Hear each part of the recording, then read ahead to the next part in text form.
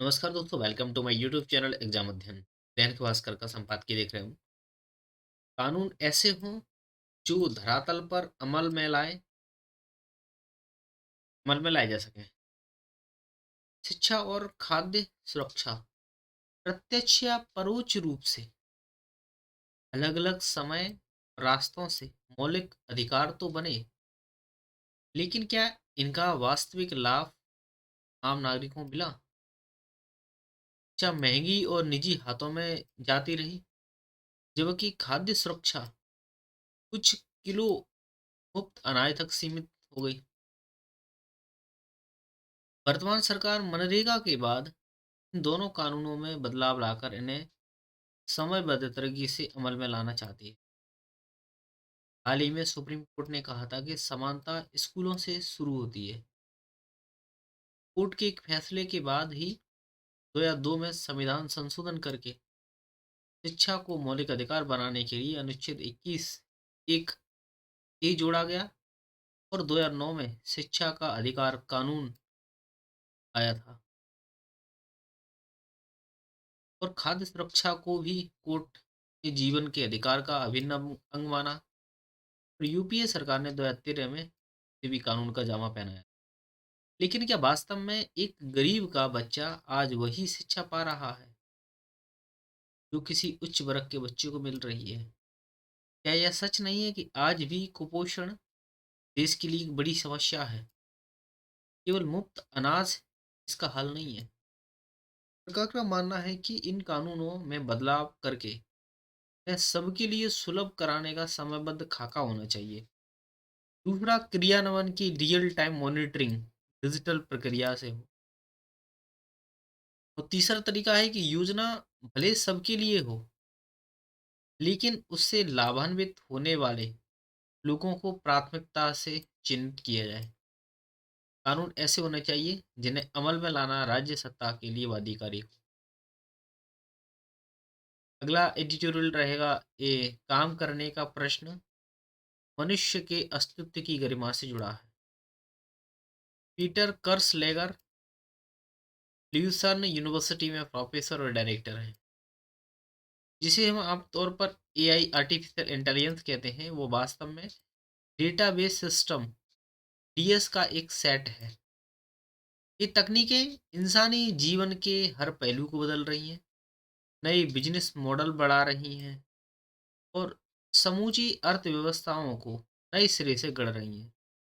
समय के साथ नई नौकरियां पैदा करने, उत्पादकता बढ़ाने, कॉग्निटिव क्षमताएं बढ़ाने का वादा करती हैं। लेकिन इन फायदों के साथ ही डिजिटल क्रांति और डीएस का यह प्रसार श्रम बाजार, शिक्षा और प्रोफेशनल ट्रेनिंग को बाधित भी कर रहा है। परिणाम साफ दिखने लगे हैं कि एल्गोरिथम आधारित प्लेटफॉर्म के द्वारा जोखिमपूर्ण कार्य स्थितियां और घटती मजदूरी और अर्थव्यवस्था की जरूरतों और कामगारों के प्रशिक्षण के बीच बढ़ता असंतुलन।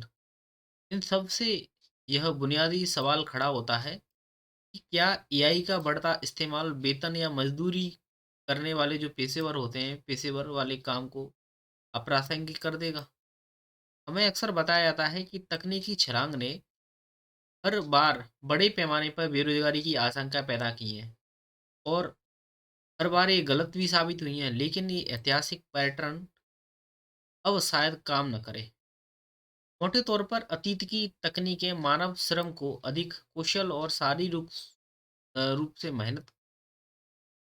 कम मेहनत बनाने के लिए विकसित हुई थी। इसके उलट एआई इंसान को वैल्यू चेन से हटा देने पर आमदा है। पिछली तकनीकी क्रांतियों के विपरीत एआई सिस्टम महज सामान्य या कम कौशल वाले कामों तक सीमित नहीं है। ये इन क्षेत्रों में भी बढ़ रहे हैं जो कभी मानवीय विशिष्टता में शामिल थे, जैसे चिकित्सा व सर्जरी, कानूनी विश्लेषण और रचनात्मक सर्जन। आज एआई के विस्तार और गति से उस भरोसे को भी चुनौती मिल रही है जो तकनीकी इनोवेंस हमेशा जितनी नौकरियां खत्म करते हैं उससे अधिक पैदा करते हैं। वस्तुतः ऐसा कोई ऐतिहासिक नियम नहीं है, नियम है ही नहीं जो गारंटी दे कि तकनीकी बदलाव अनिवार्य रूप से इंसानों के लिए अधिक पेट वर्क पैदा करेगा। इसके विपरीत सामने आ रहे प्रमाण ये बताते हैं कि जिस गति से नौकरियां पैदा हो रही हैं, उससे कहीं ज़्यादा तेजी से एआई पूरे के पूरे पेशों को ही समाप्त कर रहा है। यकीन मानिए, काम का कम समय और अधिक फ्री टाइम ज़रूरी तौर पर बुरा नहीं है। काम का कम समय और अधिक फ्री टाइम ज़रूरी तौर पर बुरा नहीं होता है। अत्यधिक श्रम से मुक्त कोई समाज अधिक रचनात्मक हो सकता है। अत्यधिक श्रम से मुक्त समाज अधिक रचनात्मक हो सकता है। खतरा काम खत्म होने से नहीं, बल्कि इसके साथ समाप्त होने वाली चीज़ों से है। जैसे वेतन, जनहित में काम आने वाला टैक्स आधार, रोजगार से मिलने वाली पहचान, प्रयोजन भावना, अस्मिता और साथ काम करने वाले लोगों के बीच सौहार्द। जब आर्थिक मूल्य पैदा करने के लिए कम से कम लोगों की जरूरत होगी, तो निर्माताओं को श्रम बाजार पर एआई का असर स्वीकार करना होगा। ऐसे में दांव पर देशों की वो प्रतिबद्धताएं हैं, जिसमें अधिक से अधिक रोजगार पैदा करने पर जोर होता है। अस्तित्व खत्म हो चुके किसी जॉब मार्केट के प्रति लोगों को कुशल होने के लिए, या ना कि इन बदलावों के लिए ऐसे व्यक्तियों को जिम्मेदार ठहराना होगा जिनका उन पर कोई नियंत्रण ही नहीं है। जबकि जरूरत ऐसी पॉलिसी फ्रेमवर्क की है जो बदलाव की व्यापकता के अनुरूप। ऐसे में हमें society entrepreneurship research time SERT model को अपनाना होगा, जो आय को काम से पृथक करता है, लेकिन बिना शर्त नहीं। इसका उद्देश्य गरिमापूर्ण जीवन और मानव अधिकारों के साथ मानवीय अस्तित्व की आवश्यकताएं पूरा करना है। लेकिन अगर दुनिया ने बिना किसी सामूहिक प्रक्रिया के एआई को मानव श्रम को विस्थापित करने दिया, तो यह असमानता और अन्याय बढ़ाएगा। इससे राजनीतिक अस्थिरता पैदा होगी और सामाजिक ताना-बाना कमजोर। एआई के विस्तार और गति से इस भरोसे को चुनौती मिल रही है। तकनीकी इनोवेंस हमेशा जितनी नौकरियां खत्म करते हैं, उससे अधिक पैदा करते हैं। इसके उलट आज एआई पूरे के पूरे पैसों को ही खत्म कर रहा है। अगला, एक क्लिक पर ही सब मिल जाएगा, व्यक्तित्व कैसे निखरेगा? नंदितेश निलय वक्ता, एथिक्स प्रशिक्षक और लेखक हैं। आपने ध्यान दिया होगा कि एक तरफ जहाँ सारी दुनिया पूरी ऊर्जा के साथ स्क्रीन पर आलोकित होती रहती है, वहीं दूसरी तरफ हमारी युवा पीढ़ी पर एक अ, कभी न खत्म होने वाली सुस्ती भी छाई रहती है। बेडशीट झाड़ना, 2 कदम चलकर गिलास पानी का गिलास उठाना, किताबों को सहेजना, किसी का हालचाल पूछना, अपने कमरे से निकल के दूसरे कमरे में जाना, ये सब उनके लिए बहुत बुरे कार्य बन जाते हैं। बिस्तर पर पड़ना, वहीं पर खाना खाना, साथ-साथ लगातार फ़ोन देखते रहना, उन्हें सही और उपयोगी नज़र आने लगते हैं। स्क्रीन टाइम के अलावा बाकी सारे कार्य अनिच्छा से भर जाते हैं। इस पीढ़ी में जितनी ऊर्जा अनवरत फ़ोन देखने और एक क्लिक पर सामान मंगाने के लिए है, वैसे घर से बाहर निकलकर टहलने या लाइब्रेरी तक पहुंचने के लिए क्यों नहीं नजर आती। एक ब्रूज कहलाने वाली यह पीढ़ी एक ब्रूज कहलाने वाली यह पीढ़ी हजार बातों में अपने माता पिता से सहमत नहीं होती, तुरंत प्रतिक्रिया देने के लिए आम है। अपनी सोच को लेकर यह बहुत पैसे पजेसिव होते हैं और उन लोगों को बिल्कुल पसंद नहीं करते जो उनके कंफर्ट जोन को तोड़ना चाहते हैं या उन्हें कुछ सिखाना या समझाना चाहते हैं। सिलिकॉन वैली में मशहूर तेजी से आगे बढ़ो का मंत्र इस नई पीढ़ी को अक्सर नैतिक गलतियां और अनचाही नीतियों की ओर ले जाता है। इस पीढ़ी को इनोवेशन और विजन के लिए सराहा जाता है, लेकिन जोखिम लेने को लेकर उनका लापरवाह रवैया समाज को नुकसान भी पहुंचा सकता है। ये डेटा प्राइवेसी के उल्लंघन और एल्गोरिथम में भेदभाव के मामले में भी देखा गया है। अगर हम इस पीढ़ी को उनके माता पिता की नज़रों से देखें, तो उन्हें लगातार गैजेट्स से दूर रखने की कोशिश करते हैं। अगर हम इस पीढ़ी को के माता-पिता की नज़रों से देखें तो लगातार गैजेट से दूर रहने की उनके लिए अपने बच्चों का सर्वांगीण विकास मायने रखता है, जबकि टेक ब्रोस के लिए तकनीकी दक्षता और कंफर्ट ज़ोन ही लक्ष्य होता है। शायद यही कारण है कि जिस बात पर वे सबसे ज़्यादा असहमत होते हैं और जिस पर अपनी तीखी प्रतिक्रिया ज़ाहिर करते हैं, वह मेहनत का महत्व है।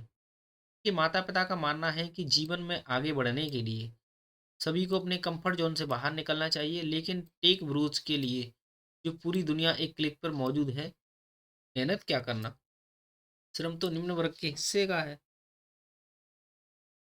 वो भला फ़ोन छोड़कर मेहनत का दामना क्यों क्यों थामे? तकनीकी दुनिया ने उन्हें एक ऐसा सपनीला संसार दिया है, जहाँ उनकी हर असुविधा खत्म कर दिया गया है। सब कुछ इंस्टेंट डिलीवर हो जाता है। अब तो सोचने का भी काम बुद्धिमत्ता यानी जो आर्टिफिशियल इंटेलिजेंस चैटबॉट्स को आउटसोर्स पर कर दिया गया है। लेकिन इसी ने फ्रिक्शन मैक्सिंग के नए विचार को भी जन्म दिया है, जो हमारी दिनचर्या में असुविधा की वापसी का वकालत करता है। ये शरीर को चलाने और प्रत्यनशीलता के महत्व के तर्क को सामने रखता है। ये संसार के घर बैठकर खाना मंगवाने की बजाय घर से बाहर निकलना, ट्रैफिक का सामना करना, खाना ऑर्डर करने के बाद उसकी प्रतीक्षा करना, हम धैर्य में ऐसे माहौल में रहने की क्षमता को विकसित करता है, इन पर हमारा नियंत्रण नहीं है, क्योंकि खुद को मुश्किल स्थितियों में डालना हमारे व्यक्तित्व को निखारता है। इससे हासिल होने वाली मानसिक मजबूती और आत्मविश्वास हमें बात-बात पर निराश होने से बचाता है और हमें बताता है कि जीवन कोई इंस्टा या मेटा का प्लेटफ़ॉर्म नहीं है, एक सघन वास्तविकता है। आखिर यह फ्रिक्शन ही है जो फिज़िक्स की भाषा में व्यक्ति को गिरने से बचाता है और हर घड़ी सतर्क भी रखता है। अगला दैनिक जागरण का एडिटोरियल है इस्लामिक जगत में बदलते समीकरण। आनंद कुमार जो कि लेखक मनोहर पार्कीकर रक्षा अध्ययन एवं विश्लेषण संस्थान में एसोसिएट फेलो हैं। पश्चिम और दक्षिण एशिया की सुरक्षा संरचना इस समय एक गहरे लेकिन अपेक्षाकृत शांत परिवर्तन के दौर से गुजर रही है। इसके मूल में विचारधारा से अधिक भू राजनीतिक यथार्थ, आर्थिक गणना और क्षेत्रीय शक्तियां की बढ़ती आत्मनिर्भरता है। अमेरिका की घटती सुरक्षा भूमिका, यूरोप की आंतरिक विभाजित स्थिति और वैश्विक शक्ति संतुलन में हो रहे बदलावों ने क्षेत्रीय देशों को अपनी सुरक्षा जिम्मेदारी स्वयं संभालने के लिए प्रेरित किया है। लंबे समय तक पश्चिम एशिया की सुरक्षा व्यवस्था अमेरिकी नेतृत्व और गारंटी पर आधारित रही थी, किंतु ट्रंप के कार्यकाल के बाद अमेरिका की नीति अधिक लेन-देन आधारित और अनिश्चितता वाली हो गई। इससे पारंपरिक सहयोगी देशों को भी यह महसूस होने लगा कि यह संकट के समय अमेरिकी हस्तक्षेप स्वतः स्फूर्त नहीं रहेगा। यूरोप भी यूक्रेन युद्ध और ऊर्जा संकट के कारण इस क्षेत्र में प्रभावी सुरक्षा भूमिका निभाने की स्थिति में नहीं है। ऐसे में क्षेत्रीय शक्तियां वैकल्पिक सुरक्षा व्यवस्था की तलाश में है। इस बदलते परिदृश्य में एक धारा पाकिस्तानी, सऊदी अरब और तुर्की के बीच उभरती निकटता के रूप में दिखाई देती है, जिसे इस्लामिक नाटो भी कहा जा रहा है। पाकिस्तान लंबे समय से सऊदी अरब के साथ रक्षा सहयोग रखता आया है, किंतु हालिया वर्षों में इस संबंधों को व्यापक रणनीतियों के ढांचे में बदलने का प्रयास तेज हुआ है। उसकी कोशिश है कि जो सऊदी संसाधनों और तुर्की की रक्षा तकनीक के साथ मिलकर एक ऐसा सुरक्षा समूह बनाया जाए जो अमेरिका पर निर्भरता को कम कर सके। हालांकि इस प्रस्तावित धुरी की मजबूती उतनी नहीं है जितनी उसकी राजनीतिक बयानबाजी से प्रतीत होती है। पाकिस्तान की अर्थव्यवस्था गंभीर संकट में है और उसकी क्षेत्रीय विश्वसनीयता सीमित होती जा रही है। भारत के साथ उसकी उसका संघर्ष केवल भू क्षेत्रीय नहीं है बल्कि वैचारिक भी है, जिसे उसकी सैन्य स्थापना अब भी दो राष्ट्र सिद्धांतों के रूप में जीवित रखे हुए है। इसी वैचारिक ढांचे के माध्यम से पाकिस्तान मुस्लिम दुनिया के समर्थन दुनिया में समर्थन जुटाने की कोशिश करता रहा है, किंतु व्यावहारिक स्तर पर उसे बार-बार एहसास हुआ है कि मजहबी एकजुटता अपने आप में स्थायी राजनीतिक रणनीतिक समर्थन की गारंटी नहीं देती है। सऊदी अरब अब अपनी सुरक्षा आवश्यकताओं को विविधीकृत कर रहा है। उसके अमेरिका, चीन, भारत और क्षेत्रीय शक्तियों के साथ समानांतर संबंध भी हैं। भारत में उसके बड़े आर्थिक हित हैं। तुर्की भी नाटो का सदस्य रहते हुए स्वतंत्र क्षेत्रीय भूमिका निभाने की कोशिश कर रहा है, जिससे इस प्रस्तावित धुरी में अंतर्विरोध पैदा होता है। सऊदी और तुर्की दोनों ही मुस्लिम दुनिया में नेतृत्व की आकांक्षा रखते हैं और जो उन्हें सहयोगी से अधिक प्रतिस्पर्धी बनाती है। शायद इसलिए उसने सऊदी और पाकिस्तान के सैन्य गठजोड़ में शामिल होने से इनकार कर दिया। सऊदी अरब और पाकिस्तान के समानांतर एक दूसरी रणनीतिक साझेदारी भारत, संयुक्त अरब अमीरात और इजराइल। सऊदी अरब पाकिस्तान के समानांतर एक दूसरी रणनीतिक साझेदारी क्या है? भारत और संयुक्त अरब अमीरात, इजराइल के बीच उभर रही है। यह साझेदारी साझा सुरक्षा चिंताओं, तकनीकी क्षमताओं पर आधारित है। रक्षा, खुफिया और समुद्री सुरक्षा, साइबर और अंतरिक्ष जैसे क्षेत्रों में यह सहयोग धीरे-धीरे गहराता जा रहा है। यूएई का दृष्टिकोण वैचारिक नेतृत्व के बजाय स्थिरता और प्रतिरोधक क्षमता और आर्थिक विकास पर केंद्रित है। यमन से लेकर के अफ्रीका के हॉर्न क्षेत्र तक यूएई ने यह दिखाया है कि वह अपने सुरक्षा हितों को स्वतंत्र रूप से परिभाषित करने के लिए तैयार है, भले ही इसके लिए उसे पारंपरिक सहयोग के लिए अलग रास्ता क्यों न अपनाना पड़े। इजरायल के साथ सामान्यीकरण ने यूएई को क्षेत्रीय सुरक्षा ढांचे में एक नई स्थिति प्रदान की है। भारत के लिए ये साझेदारी रणनीतिक और मनोवैज्ञानिक दोनों स्तरों पर महत्वपूर्ण है। जहां नई दिल्ली पाकिस्तान के द्वारा इस्लामिक जगत में अपनी स्थिति मजबूत करने के प्रयासों को लेकर सतर्क है, वहीं इजरायल के साथ दशकों से चले आ रहे संबंधों को यूएई जैसे आर्थिक और रणनीतिक रूप में महत्वपूर्ण देशों के साथ जुड़ने का अवसर देख रही है। हाल ही में भारत और यूएई के बीच रचा सहयोग और आशय पत्र इसी दिशा में एक संकेत है और इस समीकरण का विस्तार पूर्वी मध्य भूमध्य सागर तक दिखाई देता है, जहाँ भारत, इजरायल, ग्रीस और साइप्रस के बीच बढ़ता संवाद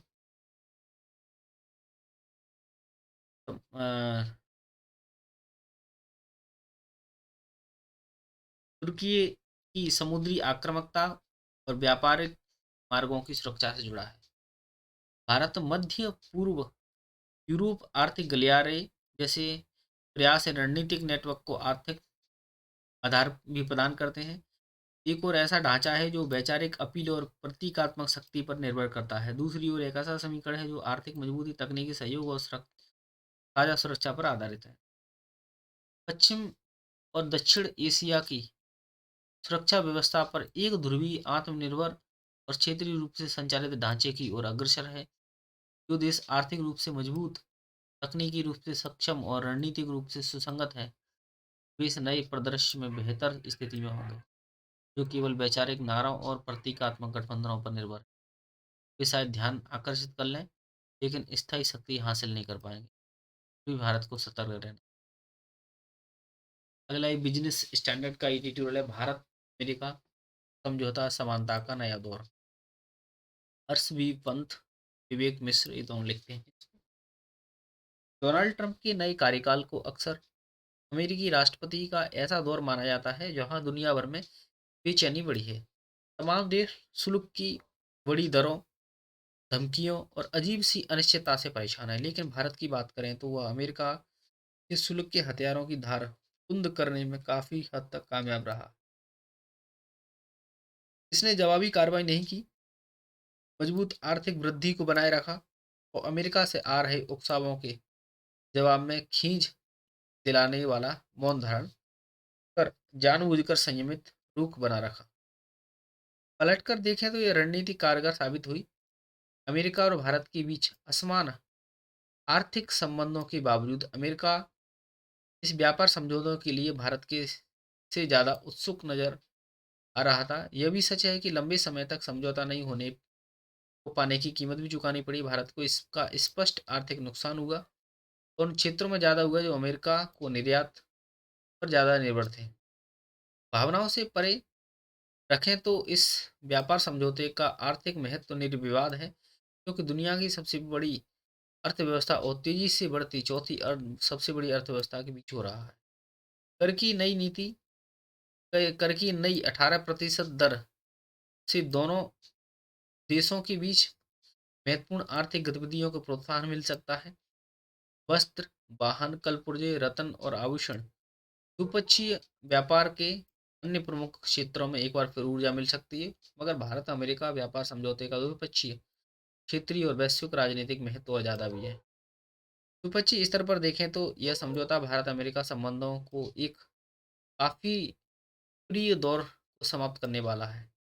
इस अप्रिय दौर में ट्रंप का अड़ियलपन राजनीतिक और आर्थिक दोनों क्षेत्रों में फैल गया था।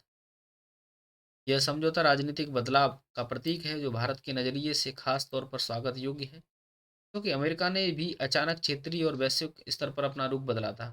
भारत और अमेरिका व्यापार समझौते पर बातचीत कर रहे थे, जबकि वैश्विक घटनाक्रम तेजी से बदला और बार बार ऐसा लगा कि ट्रंप प्रशासन की प्राथमिकता कुछ और है।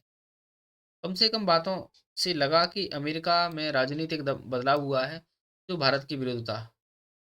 पहली थी ऐसे रिश्ते में खुलकर व्यापारवादी नजरिया अपनाना, जो इस नजरिए से नहीं बना। इस बात ने भारत को चौंका दिया और इसे अपनी नीतियों नए सिरे से तय करनी पड़ी। अमेरिका के 25% जवाबी शुल्क को सभी ने बहुत ज़्यादा माना और भारत को रियायतें देने के लिए मजबूर करने की कोशिश भी मानी। दूसरी बात, जो रूसी तेल खरीदने के एवज में भारत पर 25% दंडात्मक शुल्क भी लगाना वाकई सख्त कदम था, क्योंकि रूस यूक्रेन युद्ध में भारत का कोई प्रत्यक्ष हित नहीं था, लेकिन उसे बीच में रखकर रूस पर दबाव बढ़ाने का प्रयास किया गया था। तीसरी बात, भारत के पड़ोस में अमेरिका की नीतियां पहले से रुख से अलग होने लगी थी, तो खासतौर पर पाकिस्तान के साथ अमेरिका के सहयोग में नजर आया था। सच कहें तो भारत अमेरिका और पाकिस्तान संबंधों में घनिष्ठता जरूर नजर आई, मगर इससे भारतीय हितों को कोई ठोस नुकसान नहीं हुआ। मोटे तौर पर यह बदलाव अमेरिका के आर्थिक हितों और क्षेत्र में उसकी रणनीतिक स्थिति से प्रेरित लगा। अंतिम बात ये होती है कि व्यापार गतिरोध से अमेरिका में भारत विरोधी भावनाओं को बढ़ावा मिला, जो कभी-कभी वहाँ बढ़ती रूढ़िवादी और स्वदेशी लहर को हवा दी। ऐसी स्थिति में व्यापार समझौते की घोषणा और 500 अरब डॉलर की द्विपक्षीय व्यापार का महत्वाकांक्षी वाला अहम मोड़ है। चाहे इसके लिए कोई म्याद तय क्यों नहीं की गई हो, ये समझौता दोनों देशों के रिश्तों के उन पहलुओं को सक्रिय करता है जो अभी तक हाशिए पर थे।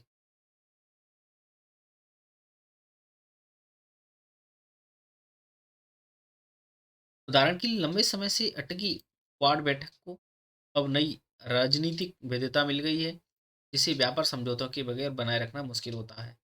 भारत की अध्यक्षता में होने वाले क्वाड बैठक हिंद प्रशांत रणनीतिक और क्षेत्रीय संतुलन के लिए आवश्यक आधार भी प्रदान करेगी। ट्रंप प्रशासन के रणनीतिक दस्तावेजों और राष्ट्रीय रक्षा रणनीति में पहले ही हिंद प्रशांत के लिए प्रतिबद्धता दिखती थी, मगर शर्त थी कि क्षेत्रीय साझेदारों को अधिक बोझ उठाना पड़े, क्योंकि बहुत कुछ इस पर निर्भर करेगा कि भारत पाक प्रशांत के लिए प्रतिबद्धता किस तरह से आगे ले जाना चाहता है। मगर अमेरिका के से समर्थन इसे मजबूत आधार प्रदान कर सकता है। भारत अमेरिका जो संबंधों में निरंतरता बनाए रखना लाभकारी साबित हुआ है। इसी घटनाक्रम से तीन स्पष्ट बातें सामने आती हैं। पहली ये कि भारत और अमेरिका अपने संबंधों के एक नए चरण में प्रवेश